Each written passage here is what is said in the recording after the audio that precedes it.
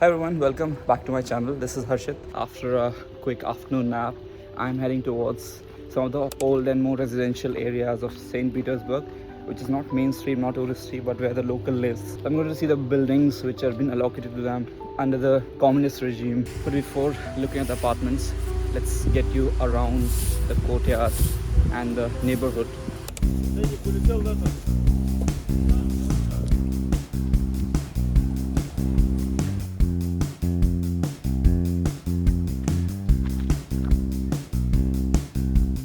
Not all part of Moscow and St. Petersburg are as touristy. Many neighborhoods are characterized by typical Soviet-era residential buildings.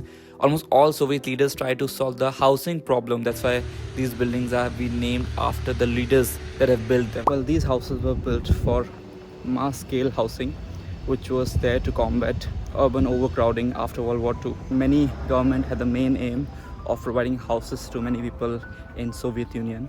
So they went on this plan, which was mainly residential areas along with a lot of greenery and a lot of places for families to live, because the main aim was to make more children after the war. And this is the aim right now also. I mean, they're encouraging people to have kids, as many as possible, for them to defend the country. Designed for functionality and mass accessibility, these places have schools, clinics and shops within walking distance. In Russian cities, you'll see three main generations of Soviet housing: Stalinka, Khrushchyovka and Brezhnevka. First came the Stalinka, built from 30s to mid 50s under Joseph Stalin. High ceilings, big rooms and often reserved for party elites and professionals. Then came Khrushchyovka, named after Nikita Khrushchev. Post-World War, millions were living in barracks and shared rooms. With only 35 meters square area, these houses were small and there are no lifts if the building is less than 5 stories.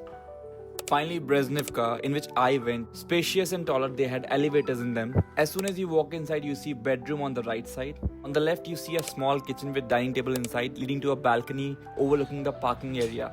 And that's the whole apartment for you. Well, one of the problems which I faced, which is very unique, is due to war.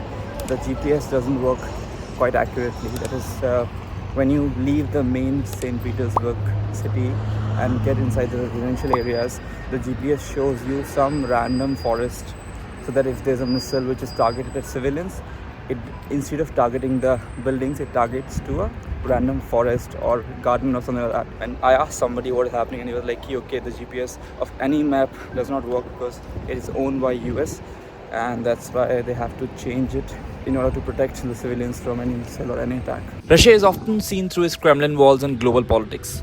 But these apartments reveal the quieter story, how ordinary people live through shortages, promises and cramped kitchen.